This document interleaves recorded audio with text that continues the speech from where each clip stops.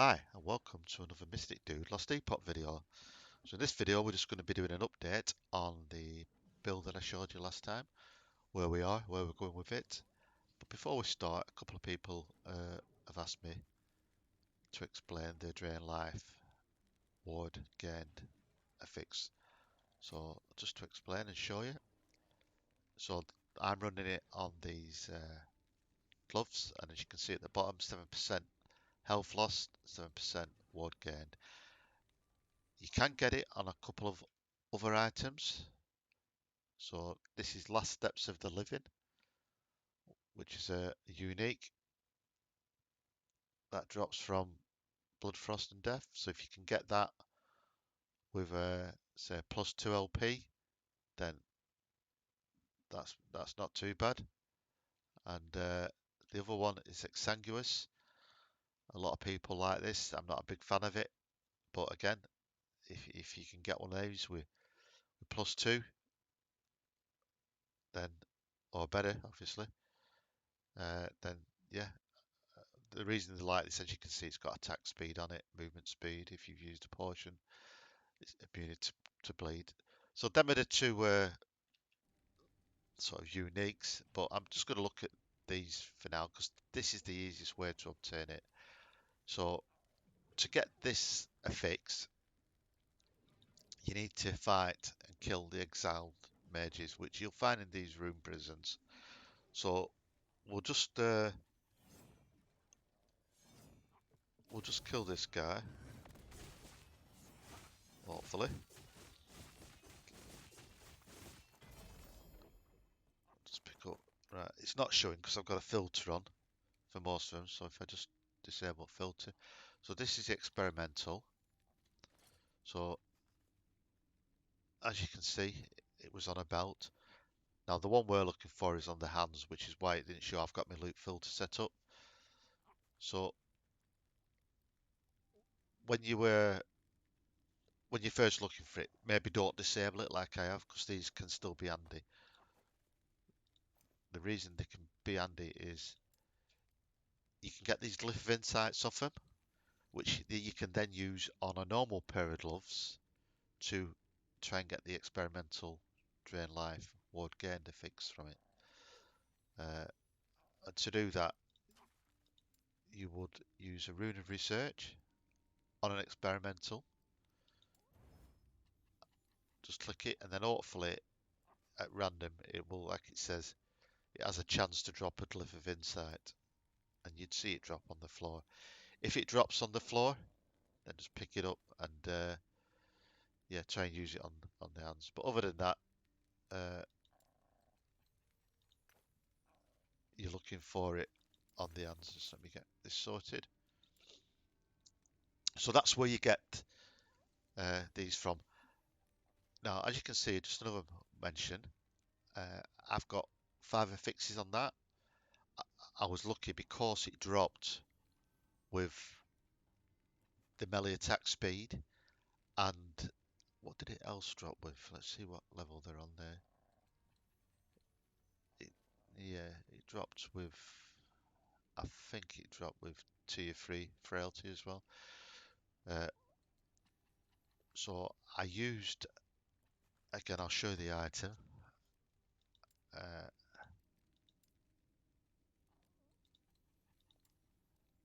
I used that rune of research to seal it, like I did on the belt, which drops it to a lower slot here, and then that frees up this one. The problem is you tend to run out of forging potential. It can really take a lot when you drop it down. So there's a lot of luck and experimentation goes in. Uh, Maybe at first, while you're looking for this, just be happy to get one with 4 stats on, and then you can upgrade it later. So yeah, for those who didn't know, that's where you get them from. These mages that that you'll find in the monoliths, and I might as well open this while we're talking. You never know. So good luck searching for that. So now we'll do a quick update on the build. So as you can see, I'm still running more or less the same build that I was running before. I did try running with Rive. I didn't like it. It's not for me. I didn't really have all the gears to change to it. I leveled up playing with Rive, and I dropped it when I wanted to get through more content, and that's what this build will do for you. It will help you get through content that you might be struggling with running a Rive build as you gear it up. So maybe the level 3 Sanctum bosses or even the level 4 bosses, it'll help you get through them. It'll help you get through the monolith bosses. Are you struggling with Lagon? Maybe. A lot of people struggle with him. Uh, this will help you get through it because it gives you that ability to survive all these one shots. What you can do with this is because we've got Healing Hands on a channel, you can build it up and get your defense up before you actually enter a fight. So any enemies that might attack you or running off screen and one shot you'll avoid that. You know, you can build it up, you you know, and then go in, and you've already got your defenses up, so you're pretty much safe. I mean, for all these like minions in the monoliths, nothing's really going to kill you till higher levels. So it's a sort of play safe, casual, whatever you want to call it, gamer dad build or whatever. What's the term they use these days? Uh, you know, if you're looking for high corruption, 1,000, you know, high ladder runs in the arena, then this build probably won't cut it. Well, it won't cut it. The damage isn't there, but it'll give you maybe a play safe to get started and you know, work towards it. And then when you hit that wall, I expect this build to hit a wall around about 350, 400 corruption. When you hit that wall, then by that time you'll have more experience and knowledge, and then you can sit back, look at it, and think, right, how am I going to change this build and make it work? Yeah, you know. So that's where we are. I'll quickly show you the skills. I won't dwell on them too much. Again, this a lot of people uh, love this reversal. I'm not a big fan of it, but it does give you a couple of little buffs. It gives you a bit of a haste buff, a damage buff. I might change that actually. Enemy damage taken, put that to 30%. Drop a point from somewhere else. Probably drop it from there so that it just increases the buff. So healing hands again, pretty standard setup, except on my setup, I've got what you don't normally see would be this Unbroken Prayer, which gives you the channeled ability. Obviously, if you're playing with Rive, you don't need this because you're not casting healing hands direct.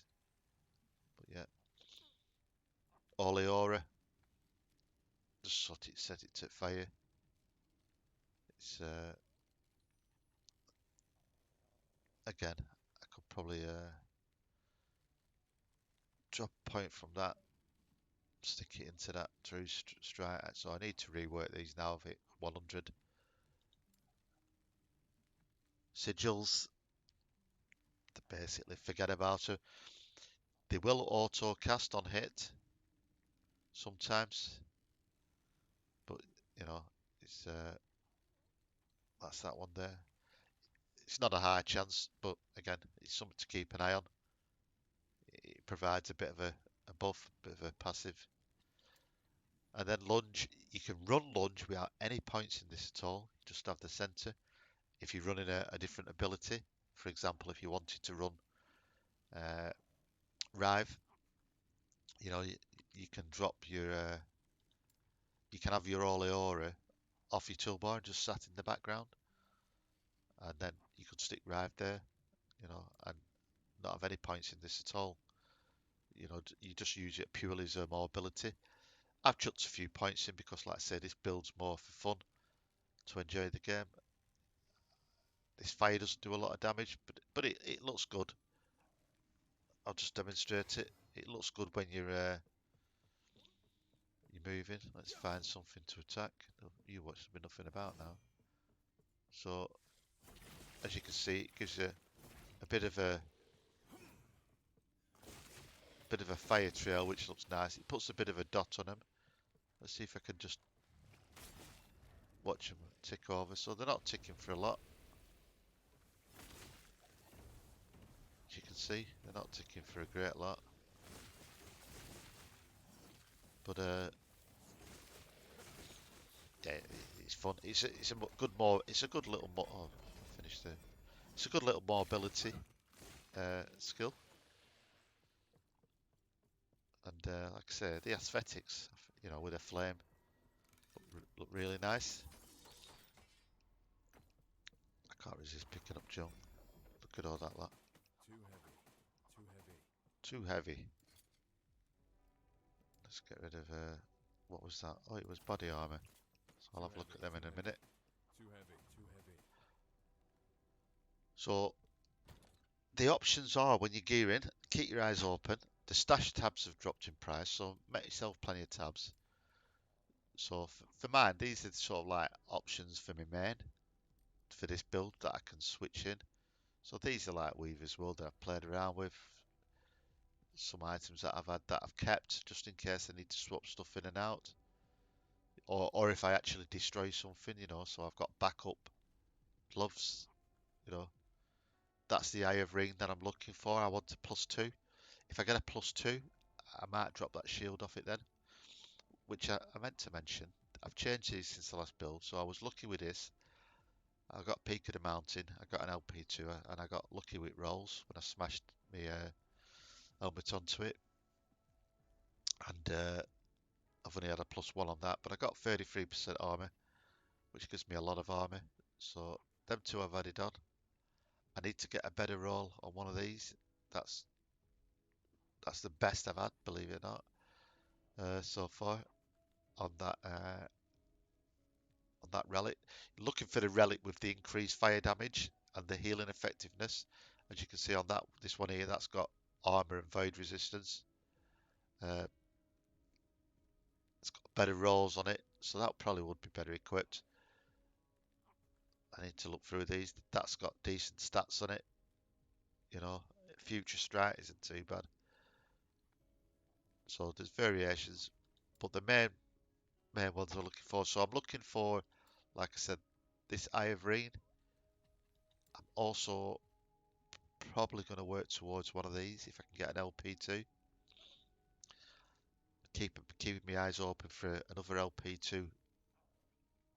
I'm saying the first one, an LP2 on the shield. This ring as well. This ring plays into this shield with the Doom.